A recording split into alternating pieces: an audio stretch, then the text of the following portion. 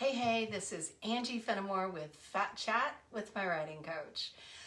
So today I want to talk just a smidge about what you need to do to get started. I saw this question pop up in a couple places today, different people asking, how do I get started and how do I get an agent? And we'll talk about getting an agent down the road because that's kind of the last step, right?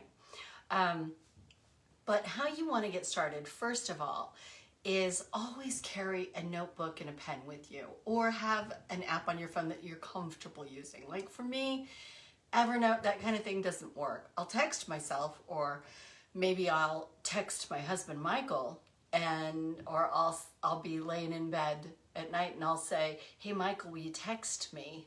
You know, we're binge watching something right now. It's Main Cabin Masters.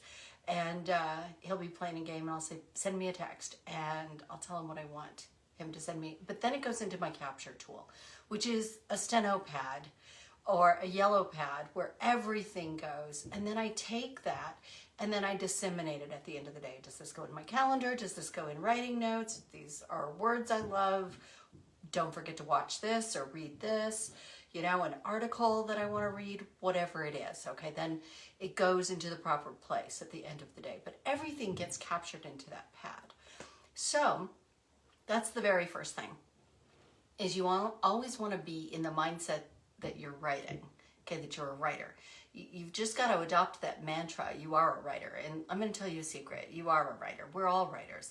All human beings, it's in our DNA. We're storytellers, okay? So, just give that up, that you don't know what you're doing, first of all. So the very first thing you want to do is storyboard your entire story, beginning to end. And a storyboard is 1 page long, okay? It's not very long, just so that you have some direction, because you want to have a blueprint for building that masterpiece, or you're going to end up with stuff that you can't use, okay? You're going to end up doing a lot of cutting and trimming and not sure about this, and then, you know, moving it around. So if you start with a storyboard with the basic elements for the story, then you can write completely by the seat of your pants, the way I write. That's called being a pantser, by the way. So you're gonna start with your inciting incident. An inciting incident is just that. It's the moment that incites a story. It's the reason we have a story. Without an inciting incident, there is no story, okay? And you can write these in any order that you want to write them. Just put them in order on your storyboard, okay? Because sometimes you know how it's going to end, or sometimes you know what that first Trifail Cycle is going to be, but you don't have the other parts worked out, and sometimes it works to go backwards, okay? So, inciting incident, and then you want your 3 Trifail Cycles. And here's what a Trifail Cycle is. Imagine you're on a roller coaster, okay? And there are 3 big bumps like this. It's called the roller coaster plot. And the reason that I like it is because it's the #1 plot structure for New York Times bestsellers, okay? And by the way, the structure disappears behind the story, behind your fresh take on a story. Agents and publishers, they're not looking for never been done before. What they want is your new fresh take on what's been proven to work. All right? So the first Trifail Cycle is that first thing that happens. It happens about a quarter mark through the story, where your hero is in trouble up against the conflict. By the way, no conflict, no story. What's a conflict? 2 opposing forces going like that, okay? So your hero's up against the conflict, tries to overcome, and fails. And then you've got to give your readers a little bit of a break. And then you're building to the second Trifail Cycle, which is halfway through the story approximately, okay? And this is where it's the same thing. Your hero's up against the conflict, tries to overcome, and fails. However, it's become like there's new information introduced that makes your bad guy or your antagonist harder to defeat. Friends are coming along, they have some help, whatever, but still, your hero is up against the conflict, tries to overcome, and fails. Now, the third Trifail Cycle, everything way increases, okay? So your hero is up against the conflict, tries to overcome. It looks like all is lost all right? Then you have a reversal in there, or what I call a secret staircase. There's this moment when all of a sudden we all go, oh, I should have seen this coming, I should have known.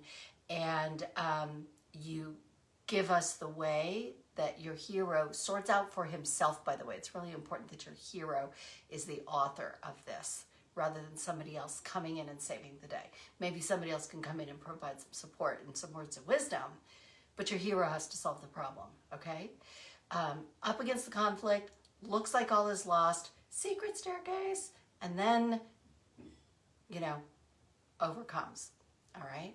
And then how you want it to all wrap up. What kind of ending do you want? So some endings that work are the hero gets what he wants at a terrible cost. The hero gets what he wants,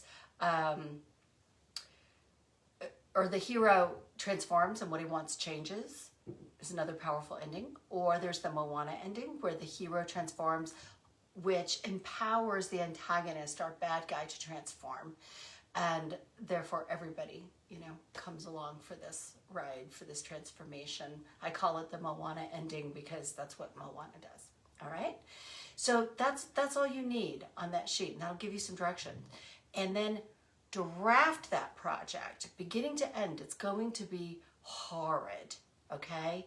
If it's not, great, yay for you.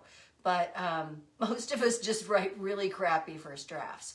So the book that doesn't get written is the one that never gets published. So you've got to get over it. You've got to get over the perfectionism. Change your mindset around that it's got to be good. Okay, that first draft does not have to be good. You should see some first drafts of some stunning projects, right?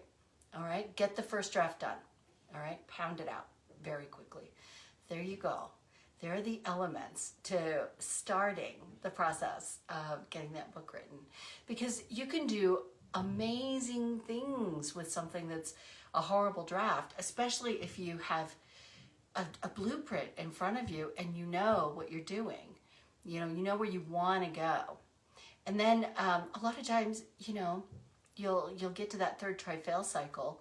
Maybe you've got the beginning and the third Trifail cycle. You know what that's going to be. And then you can go backwards and say, well, what has to happen in this story to get to here? Oh, my main character must experience, something that, leaves him with motive, some kind of a tragic experience, such that we can get to third Trifail cycle. So you can work backwards, and it's very useful when you've got a storyboard so that you can sort that stuff out. Okay, so a word about secret staircases. Okay, here's a good example of a secret staircase. In fact, I'm not actually going to tell you what it is. I want you to just go watch it. So the film is called I Am, and Tom Shadyac made it. It's a documentary. Tom Shadyac is the film producer who, made films like Ace Ventura and Liar Liar, Bruce Almighty. He made some people famous, by the way, with his films, and made a lot of money. And he was in a bicycle accident and had a traumatic brain injury that actually changed the way he sees the world. And so he made this documentary called I Am. And he interviews people like Desmond Tutu. What's wrong with the world and what can I do about it? It's fascinating. It's really great. So if you watch that, I'm just going to tell you one little piece. Okay, a secret staircase is something that you should have seen all along and you didn't. Okay, so the secret staircase in I Am is right in front of your face from the beginning, from the moment you start the film. Okay, so watch for it, and we'll talk about secret staircases in an upcoming Phat chat with my writing coach. Okay, so challenge for the day. So the thing is you've got to take care of yourself. You've got to take care of the writer, and you've got to take care of of your well-being. If you don't take care of your well-being, then there's nothing to draw from. There's no well of inspiration. You've got to replenish. Okay, so let's say today's challenge is be loving to yourself AF. How about that? There we go. Okay, Ciao for now.